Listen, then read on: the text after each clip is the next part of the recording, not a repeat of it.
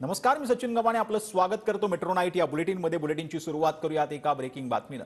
आमदार रोहित पवारांची ईडीकडून जवळपास 11 तास चौकशी करण्यात आलेली आहे। ईडीनं मागितलेली सर्व कागदपत्र दिल्याची माहिती रोहित पवार यांनी दिली आहे। तर 1 फेब्रुवारीला पुन्हा ईडीनं चौकशीसाठी बोलावल्याचं रोहित पवार यांनी सांगितलेलं आहे।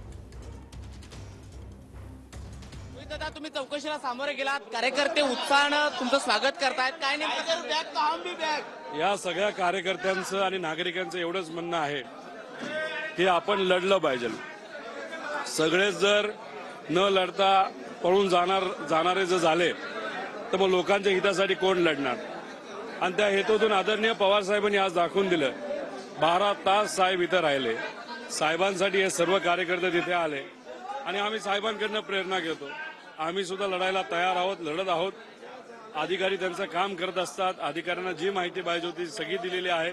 1 तारखेला परत त्यांनी आम्हाला बोलवलं, तेव्हा पण सगळी माहिती योग्य पद्धतीने अधिकाऱ्यांना देऊ।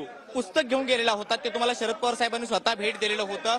संविधानाची प्रत तुमच्या हातामध्ये होती, शरद पवार साहेब स्वतः दिवसभर इथं थांबलेले होते, त्याकडे कसं? एकतर 12 तास जी चौकशी झाली त्यातले 11.5 तास हे प्रश्न उत्तरच चालू होते। त्याच्यामध्ये पुस्तक वाचता आलं नाही, पण पुस्तक जवळ असल्यामुळे एक वेगळी प्रेरणा त्या पुस्तकातून मिळत होती। त्या मागे जो इतिहास आहे, ते मागे जी प्रेरणा आहे, कष्ट आहेत, त्याग आहे, संघर्ष आहे, त्यातून एक प्रेरणा मिळत होती। सर्व प्रश्नांना उत्तर हे योग्य पद्धतीने द्यायला मलाही मदत होत होती। शेवटचा प्रश्न, 1 तारखेला तुम्ही चौकशीला पुन्हा सामोरे जाणार आहात। या सगळ्या कार्यकर्त्यांचा उत्साह पाहता कशा पद्धतीने पुढची लढाई असते? एकदम मी परत एकदा विनंती करेल की कुणीही 1 तारखेला येऊ नये।